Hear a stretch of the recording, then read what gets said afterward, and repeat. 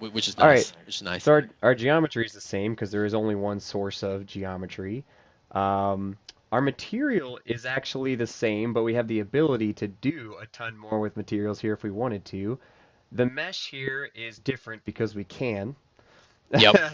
The interactions here are this. I guess they're the same, but they just took way less clicks because you only had to make one like tie connection or bond, and then the rest is the default. Um, Correct. And how and I have about? more confidence. I say, I mean, just going to the contacts there. I even have more confidence that I got all of them. Because like in the Oh SolidWorks yeah, simulation, I manually select all of them. It's like, okay, I'm pretty sure I got all of them, if you but get all the faces, they all turn but pink. it sucks when you wait, 3 hours for a simulation to run to realize you forgot one contact. Oh, why are those faces moving through each other? Why are they doing it on there? It's like, dang it, have to start from square one here with it. Hundred, But yeah, hundred general percent. contact. Yeah, if it's gonna come in contact, it does it. It does it. Okay.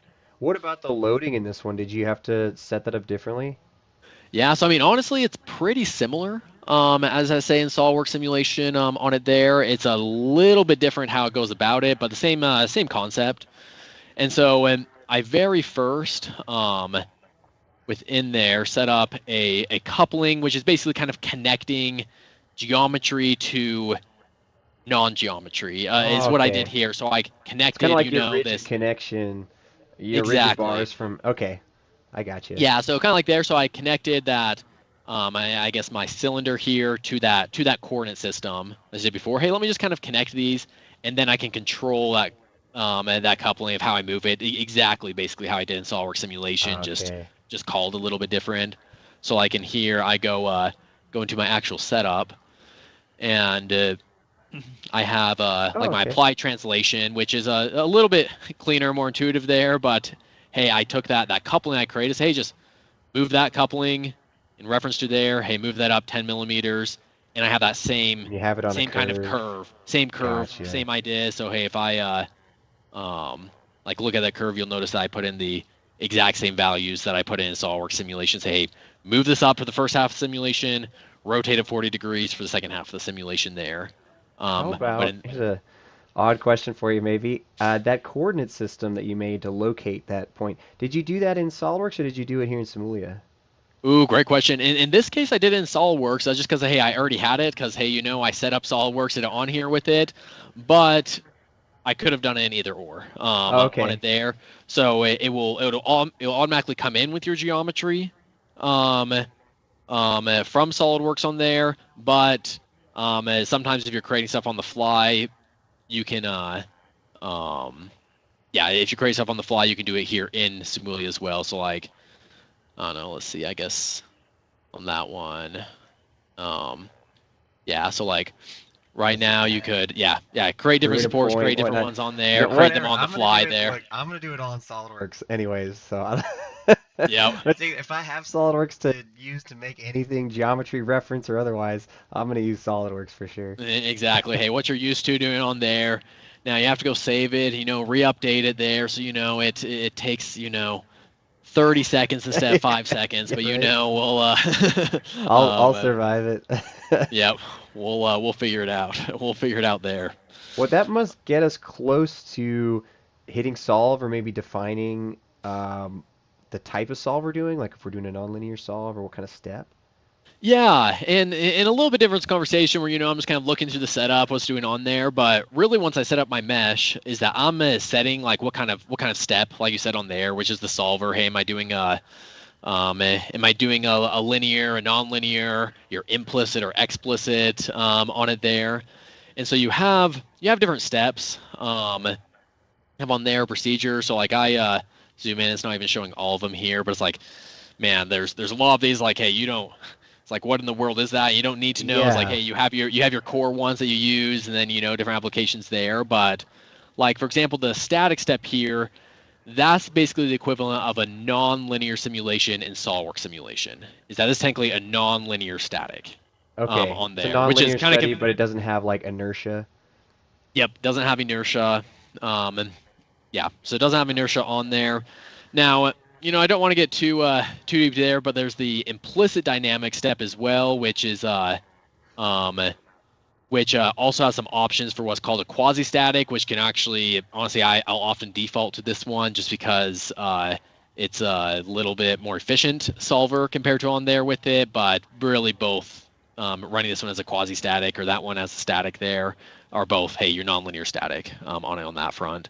Okay. But this is kind of saying what the physics now it's set up as steps so that you can like literally step through different simulations if you wanted on there. So like, um, so hey, if I wanted to, very first run this deformation and then run a frequency analysis, see what the natural frequencies of it there is. Like, hey, I first do my steps and then I just kind of go one and the other, so it just takes those last results and Ah, then okay. does the next one, so it goes in steps, so you don't have to like rerun everything for Yeah, that everything way it on takes there. into account like the stresses developed from the previous step. Exactly. With it, and so it's and yeah, so it's pretty nice there with it. But yeah, just putting in, hey, what kind of physics you're wanting to see there with it, and then yeah, you're about ready to solve. Okay, so So this one is an implicit dynamic step here in the tree. yeah, It is taking into account the nonlinearities of the materials and the geometries and whatnot. Yeah, so it's a nonlinear dynamic, which some people simulation like, man, why in the world do you do a dynamic one on here with it? And I'll say, maybe I shouldn't have pulled this one up as an example or on there. I could have run this one static linear or implicit dynamic with, Yeah, yeah. and basically the exact same on there. The main reason I've defaulted to go to implicit on there is that sometimes if you have really complex contacts in a problem on there, um, is that your implicit solvers will kind of reach a point where it can't solve anymore on there with it. And that's where you have to go to an explicit solver, which that's where you see the car crashes. That's where you see like super complex, like sheet metal forming simulations and all of it Yeah. on there. And if I set this up as an implicit dynamic, even though it's like practically the exact same, I can just easily in a few clicks transfer my entire setup to an explicit dynamic. So like, hey, let me just use my new power of Oh, the okay. explicit solver with it there, and so it I just can makes see why it makes that's it your easier. Yeah, I can see why Yeah, that's your go-to. And licensing wise, I was kind of mentioning the most common jump point I see SOLIDWORKS simulation users to go to is right at that nonlinear spot when they're in Sim Premium and they jump up. And normally they'll jump to a licensing level here, which gives them everything you've shown up to here. And then there's one level higher if they would go to the explicit dynamic and maybe fatigue for explicit dynamic fatigue. But this is still exactly. like all where I see is the kind of bread and butter for folks coming from SolidWorks into SIMULIA. Exactly, and because there's a few things, even if you don't go to the full explicit on there, it's like, hey, you can solve a lot more nonlinear problems and then you can where you kind of reach that limit of SolidWorks simulation, which is great, but does have that limit for your nonlinear on it there. But yeah, it's um, yeah, no, it's great. It's All great right. there. Well, what's it look like to hit run on this thing?